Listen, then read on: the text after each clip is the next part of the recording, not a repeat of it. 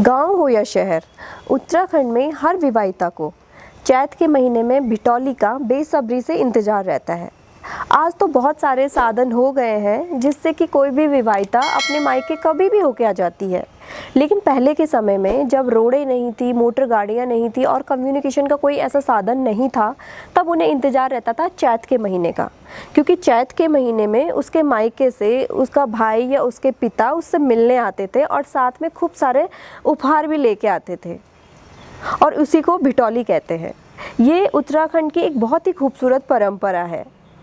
नमस्कार दोस्तों, मैं हूँ आकृति और आपको सुनाने जा रही हूँ भिटौली की एक बहुत ही खूबसूरत सी कहानी।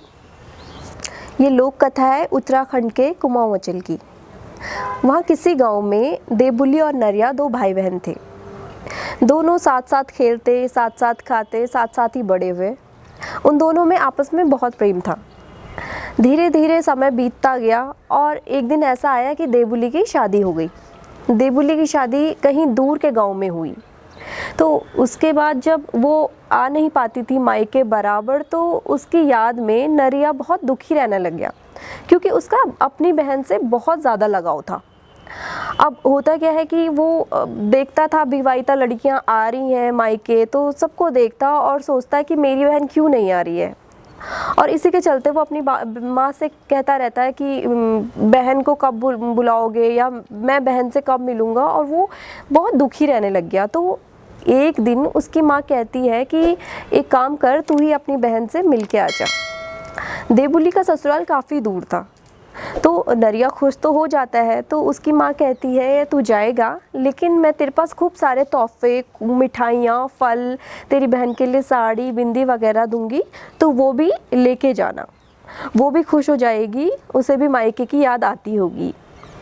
तो नरिया खुश हो जाता है। अगले दिन सुबह ही वो तोहफे वगैरह लेके चल पड़ता है देवबुली से मिलने। अब वो कई घंटों का सफ़र तय करके, क्योंकि उस टाइम पे कोई ऐसे साधन थे नहीं, गाड़ी मोटर था नहीं, तो पैदल ही चलना होता था। तो कई घंटे पैदल चलने के बाद वो पहुंचता है देवबुली के घर।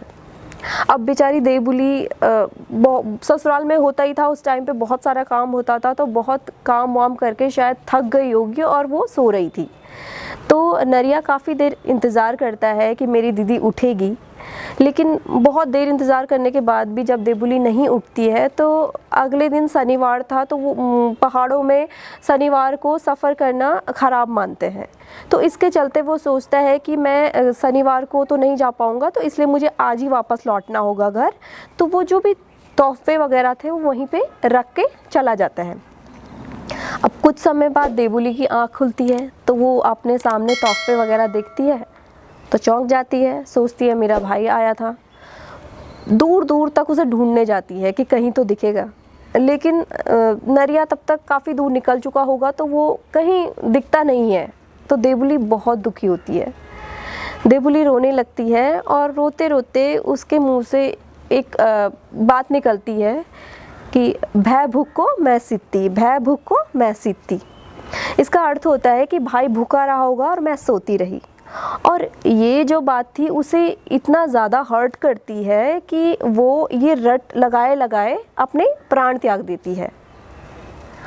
और कहते हैं कि अगले जन्म में देवबुली घुघुती बनती है। घुघुती हमारे पहाड़ में एक चिड़िया होती है। तो कहते हैं कि चैत के महीने में घुघुती यही रट लगाए रहती है कि भय भूख को मैं सीती, भय भूख को मैं सीती। तो कैसी लगी आपको भिटौली की ये कहानी, आप मुझे ज़रूर बताइएगा अपने कमेंट्स में। और आपसे मैं मिलती हूँ एक और कहानी के साथ। Thanks for watching and please subscribe to my channel.